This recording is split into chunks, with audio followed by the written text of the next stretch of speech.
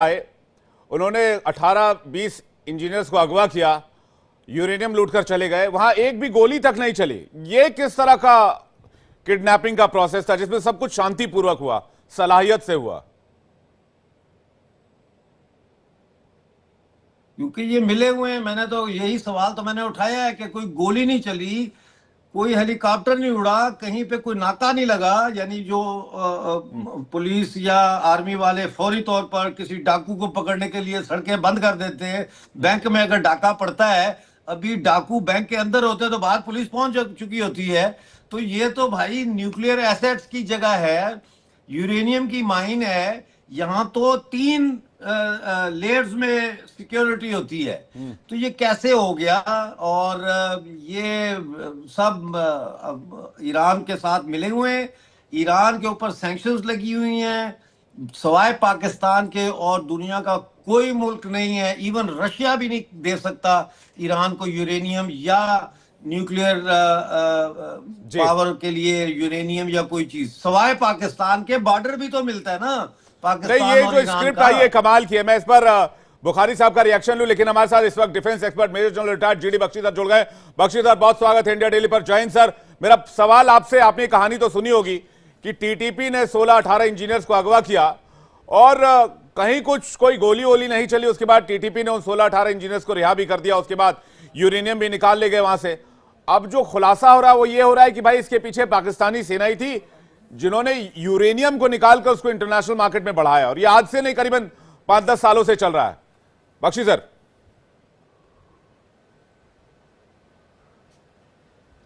देखिए, बहुत देर से अटकलें लगाई जा रही हैं, चिंता व्यक्त की जा रही है। बहुत सारी जो ग्लोबल एजेंसीज हैं, सिक्योरिटी फोरम्स हैं, कि पाकिस्तान एक ऐसी जगह है where you have nuclear stockpiles of almost 116 bombs इनके पास हैं, और इनके पास यूरेनियम का स्टॉकपाइल है, प्लूटोनियम के स्टॉकपाइल हैं।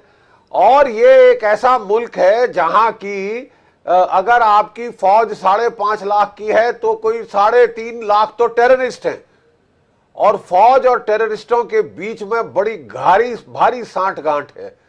और जैसे मिर्जा साहब बिल्कुल सही कह रहे थे कि साहब ये कैसे हो सकता है कि आपके एक न्यूक्लियर इंस्टॉलेशन डेरा गाजी खान यूरेनियम माइंस के ऊपर अटैक हो, 18 इंजीनियर्स वहां पे अगवा कर लिए, किडनैप कर लिए, और वहां से कोई 500 किलोग्राम वो कह रहे हैं कि करीब यूरेनियम गायब कर दिया, और आपके कोई चिड़िया ने पर नहीं मारा। वहां पे ना कोई नाकाबंदी हुई, ना कोई हेलीकॉप्टर्स अटैक हेलीकॉप्टर्स वगैरह आए। बड़ा भारी न्यूक्लियर अलर्ट हो सकता है अगर ऐसी वारदात हो। चौंका देने वाली बात है, दुनिया को हिला देने वाली बात है। इसका मतलब या तो सांठगांठ के साथ किया गया है फौज के, या ये फौज को कोई सुध नहीं कि हो गया रहा है इनके मुल्क के अंदर। और यही सबसे बड़ा खतरा है।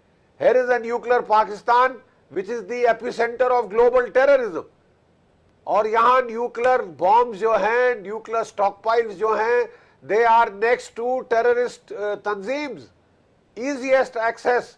अगर नॉन स्टेट एक्टर्स के हाथ nuclear bomb, nuclear technology, nuclear material चढ़ गए जी, तो साहब दुनिया भर में हंगामा हो सकता है। यहां से स्मगल आउट होके जाएगा टू अफगानिस्तान, वहां से जाएगा ताजिकिस्तान, ताजिकिस्तान से हमले कर रहे हैं लोग in Russia, in United states, India पे आ सकते हैं, चाइना पे चढ़ सकते हैं। ये तो पाकिस्तान का एक अजीबो गरीब दास्तान है साहब कि ये तो न्यूक्लियर प्रोलिफरेशन का सबसे बड़ा ये हब है दुनिया में।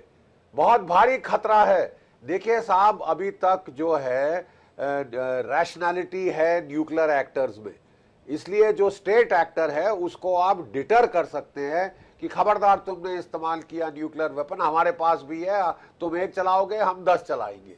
इससे न्यूक्लियर वेपन हिरोशिमा के बाद नहीं चले हैं। लेकिन अगर न्यूक्लियर वेपन पागल तंजीमों के पास पहुंच जाएं, वो तो पागल कुत्ते के हाथ में देने की बात है, वो हर किसी को काटेगा, दुनिया भर में वो यहाँ पे गदर करेगा। ये जो यूरेनियम हो गया है, इससे डर्टी बॉम्ब बन सकता है। अगर न्यूक्लियर बॉम्ब बनाने की टेक्निकल एक्सपर्टीज ना भी हो टेररिस्टों के पास, तो वो डर्टी बॉम्ब बना सकते हैं। नॉर्मल बॉम्ब के चारों तरफ एक कोर बना दे यूरेनियम की, उसको फोड़े, रेडियो एक्टिविटी फैल जाएगी, गदर बन जाएगा साहब। नहीं, ये लेकिन कमाल की बात है बख्शी सर कि भाई 3 लेयर यूरेनियम माइन में 3 लेयर सिक्योरिटी होती है और किसी तरह का कोई फायर एक्सचेंज ही नहीं हुआ। बुखारी साहब, इतनी कमाल की स्क्रिप्ट तो हॉलीवुड में भी नहीं लिखी जाती है जितनी कमाल की स्क्रिप्ट आप लोगों ने लिखी। और उसके बाद सारे इंजीनियर्स रिहा भी हो गए, पाकिस्तानी सेना की तारीफ भी हो गई, 500 किलो यूरेनियम भी निकल आया, ब्लैक मार्केट में गया होगा। अब बेचने के लिए कुछ है नहीं तो भाई यूरेनियम और टेररिस्ट ही बेच लें। बुखारी साहब, सबसे पहले अस्सलाम वालेकुम, नमस्कार, नमस्ते मेरी जानिब से तमाम पैनलिस्ट को, जिनमें मिर्जा साहब भी हैं, बख्शी साहब भी, आप खुद प्रोग्राम होस्ट कर रहे हैं, मेरे कर्नल साहब भी, मैं उनको भी देख रहा हूँ। आप सबको जो है पाकिस्तान की जानिब से एक बासी का जो है वो आदाब अर्ज हो। सबसे पहले मुझे ये उम्मीद है, मैंने कल भी जब डिबेट का आगाज किया था तो आपके प्रोड्यूसर साहब से भी मैंने यस्टरडे आई डिस्कस्ड के उम्मीद ये है कि हम एक दूसरे की बात को तहामुल से सुनेंगे और 1 बाय 1 उसको क्वेश्चन का जवाब देंगे और काउंटर करेंगे। ये मेरी एक मुदबाना गुजारिश समझ लें, ये एक रिक्वेस्ट समझ लें, क्योंकि तमाम पैनलिस्ट की तरह आई हैव अ राइट। तो सबसे पहले मैं मिर्जा साहब की गुफ्तगू का आगाज करूंगा। सबसे पहले तो आपने अपने पैनलिस्ट में जो 2 पैनलिस्ट बिठाए आपने, बख्शी साहब और वो दूसरे, उनकी एक्सपर्टीज, स्पेशलिटी और उनका जो फैक्टर सेक्टर और उनका जो एरिया है वो उसमें महारत रखते हैं, ठीक है। क्योंकि इस वक्त बात एटॉमिक एनर्जी की हो रही है, यूरेनियम की हो रही है, उसकी अफसुदगी की हो रही है, फिर इसके अंदर सेंट्रीफ्यूजेस का जिक्र भी आ गया, बहुत लंबी चौड़ी। लेकिन बहैसियत सियासत का एक तालिब इल्म, एक सहाफ़ी, और एक हद तक की बात करें जो हमारा 4th पिलर है, उस 4th पिलर ने गो कि अपनी बहुत सारी गलतियों और कोताहियों से सीखा नहीं है। मुझे आज बदकिस्मती से ऐसा लग रहा है कि हमारा 4th पिलर जो है वो कहीं ना कहीं ख्वाब गफलत में या खरगोश की तरह या बिल्ली की तरह उसने अपनी आंखें बंद कर ली हैं और वो हकायक को मसख करके पेश कर रहा है, उसे काउंटर भी नहीं कर रहा है। आप गुफ्तगू आपने सुनी, पहले तो आपने मिर्जा साहब की एक तवील तरीन कल की तरह उन्होंने कहानी सुनाई। मुझे तो ऐसा लगता है कि इनकी एक पॉकेट में जो है वो ईरान का इंसाइक्लोपीडिया है, लेफ्ट पॉकेट में इनके पाकिस्तान का इंसाइक्लोपीडिया है, और ये दुनिया के सबसे बड़े थिंक टैंक है जिनको ये भी पता है इस तरह अगवा हुए, फिर वहां गए, फिर माइंस में ये थी, इतनी लेयर्स थी, फिर उसके बाद इन्होंने वो सारी टेक्निकलिटीज का जिक्र किया। फिर उसके बाद बख्शी साहब ने बड़े जबरदस्त अंदाज में कहा कि जनाब अगर ये परमाणु बम कहते हैं, आप इसे जो भी कहते हैं, एटॉमिक बम कहते हैं, सुनिए आप समीक्षा ना करें ना, आप ये स्क्रिप्ट समझा दें कि भाई बगैर लड़े भिड़े ऐसा कौन सा अबडक्शन हो गया, किडनैपिंग हो गई। आप उन दोनों के बयान पर ना जाएं, आप ये कहानी समझा दें, ये कहानी हुई कैसे। सर देखिए मेरी बात सुने, आपने उस रिपोर्ट के बारे में जिक्र किया है, आपने उस लैब्स के बारे में जिक्र किया है, आपने उसको इंटेंशन के साथ भी जोड़ दिया है। सबसे पहले बख्शी साहब ने कहा कि अगर ये बम, अगर ये एटम पागलों के हाथ चढ़ जाए, तो हम तो अरसे दराज से आपको यही समझा रहे हैं कि ये जो आरएसएस है, ये जो बजरंग दल है, ये जो शिव सेना है, ये पूरी दुनिया बल्कि इस खित्ते के अमन के लिए एक खतरा है। इनके हाथ में एटम बम चढ़ सकता है। ये स्क्रिप्ट समझा देना, इनका कहां आप आरएसएस शिवसेना और आप पॉलिटिकल मैटर में पढ़ रहे हैं। बात कर रहे हैं ना, आरएसएस शिवसेना कहां पॉलिटिकल मैटर में पढ़ रहे हैं, मुझे ये बताएं कि भाई 3 लेयर सिक्योरिटी में घुस के यूरेनियम चुरा लेना, पाकिस्तानी सेना का एक भी गोली ना चलाना, एक भी हेलीकॉप्टर ना उड़ना, ये क्या मजाक है। And toxic substance worth 573 million was confiscated in Calcutta. 2 highly or 2 strategic organization arrested. ये मैं आपको नहीं कह रहा, बल्कि मैं आपके सामने थोड़ा सा सुनना है, सब्र के साथ सुनना है, ताकि मैं देखिए मेरे पास पूरा सब्र है और हिंदुस्तानियों के साथ से ज्यादा सब्र किसी में हो ही नहीं सकता। पहली बात, मेरे सवाल का आप जवाब दे दीजिए कि भाई ये कहानी पॉसिबल कैसे है, ये पॉसिबल कैसे है कि 18 लोग एब्डक्ट कर लिए गए और वहां कोई फायर एक्सचेंज ही नहीं हुआ। अच्छा, आपके और फिर बाद में रिहा भी हो गए, मतलब सिक्योरिटी थी नहीं थी, क्या था नहीं था। हमेशा की तरह देखिए, सुनिए सर सुनिए, आपके पास कोई ऑथेंटिक रिपोर्ट है? यानी आपने अपने दोनों पैनलिस्ट को वही काम आपने किया जो अर्नब स्वामी ने किया, ब्रिटिश मीडिया रेगुलेटर्स ने आपको 20,000 का पनिश किया कि आप पाकिस्तानी पैनलिस्ट को टाइम नहीं देते, वहां पे आप एक बाइस्ड बन रहे हो। इसीलिए तो मैं कह रहा हूं सर, हमारा फोर्थ पिलर जो है, भाई किस स्वामी को किया, किस स्वामी को नहीं किया, मैं आपको कह रहा हूं, ये कहानी समझा दीजिए कि इतना पीसफुल किडनैपिंग प्रोसेस क्या कैसे होता है पाकिस्तान में। ये पीसफुल किडनैपिंग प्रोसेस, लेक्चर सुना रहे हैं, किताबचा पीकेपी, कहानी सुना रहे हैं, आप उन्हें बुखारी साहब, ये पीसफुल प्रोसेस किडनैपिंग का कैसे होता है ये बता दीजिए ना प्लीज। इतना पीसफुल सब कुछ कैसे हुआ? कहानी का कोई एविडेंस दे, मनगढ़ंत कहानी की मुझे कोई डॉक्यूमेंट्री एविडेंस दे, मैं अभी आपको सब आपके प्रोड्यूसर को व्हाट्सएप करता हूं।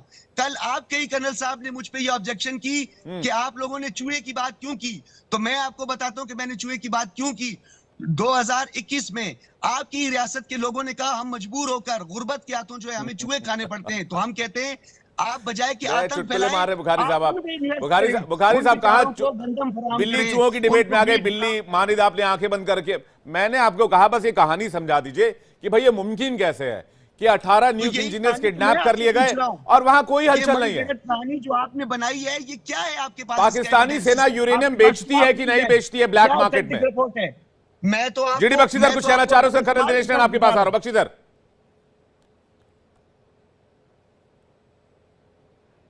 देखिए सज्जाद साहब, आपने बड़ी अभी बखान करी fourth pillar of the state की, वो तो बिल्कुल ही बैठ गई है पाकिस्तान में। हम आपसे जानना चाहेंगे, आप पाकिस्तान के बाशिंदे हैं, पाकिस्तान में ये वारदात हुई है, बख्शी साहब आपसे सुन नहीं पा रहे हैं, मैंने कहा आपका जो न्यूक्लियर वेपन्स एक बहुत सीरियस, सुन तो लीजिए ना साहब, आप सुन तो लीजिए, आपको हमने बड़े अदब से सुना, आप भी सुनिए। मैं आपसे कह रहा हूं साहब कि हम जानना चाहते हैं आपसे कि तहरीक तालिबान पाकिस्तान ने ये शरेआम क्लेम किया है कि हमने इतने जो हैं पकड़े हैं, उन्होंने फोटोग्राफ्स जाहिर की हैं कि इतने हमने जो है न्यूक्लियर इंजीनियर्स पकड़ लिए हैं, हमारी गिरफ्त में हैं। फिर उन्होंने उनको छोड़ा और उन्होंने कहा कि हम कोई 500 किलोग्राम के करीब यूरेनियम वहां से ले आए हैं। आप हमें समझाइए ये हो क्या रहा है आपके मुल्क में? आप बात कर रहे हैं कभी आरएसएस की, कभी वो तो इंडिया में है ना। अभी जो इस प्रोग्राम का जो मुद्दा है वो इस इंसिडेंट को एनालाइज करना है। आप प्लीज हमें समझाइए कि क्या हुआ। अच्छा ठीक है, मान लीजिए हमारी जो रिपोर्ट है वो गलत है, आप बताइए ना क्या हुआ। अभी कुलभूषण ने तो ये खबर आपको दी नहीं है, अब आपकी किसी प्रॉक्सी ने ये आपको खबर दी है या फिर हमारी टिड्डी ने पहुंचा दिया? अरे साहब ये दुनिया के टेलीविजन चैनल्स पे ये चल रही है, आप प्लीज थोड़ा सा अपने आंख कान खोल के तो रखिया करिए ना। आप सर दुनिया आप कह रहे हैं हुआ ही नहीं कि नहीं, आपका कहना क्या है पहले बताइए, ये इंसिडेंट हुआ कि नहीं हुआ? मेरा सिंपल सवाल है साहब, ये जो इंसिडेंट हम बता रहे हैं ये हुआ है कि नहीं हुआ? और जनरल साहब बात करने दें, आप मुझे जवाब देने दें। माशाल्लाह आप उम्र में भी मुझसे बड़े हैं, एक्सपीरियंस्ड भी हैं, फिर आपने मिलिट्री में सर्व किया है, इतनी आपकी खिदमत है, थोड़ा टॉलरेंस रखें। ये तो हमारे जैसे थोड़ा बहुत खून जोश में आता है, तो आप तो थोड़ा सा तामुल रखें। मैं भी पैनलिस्ट तो बताइए ना, आप भी बोला, आप लोग बताइए मियां जान, कहानी सुनाते रहे, वो जनाब ईरान के साथ ये हो गया, आपने लगे हाथों ईरान को भी लपेट दिया, लगे हाथों आपने पाकिस्तान को भी लपेट दिया। और सर थोड़ा सा गिरबान में आप बताइए कि डेरा गाजी खान में क्या हुआ? स्मगलिंग हुई है, ट्रैफिकिंग हुई है, आपके लोग internationally world wide recognised authentic reports मौजूद हैं कि आप लोगों का खतरा इस वक्त आरएसएस और हिंदुत्व जो है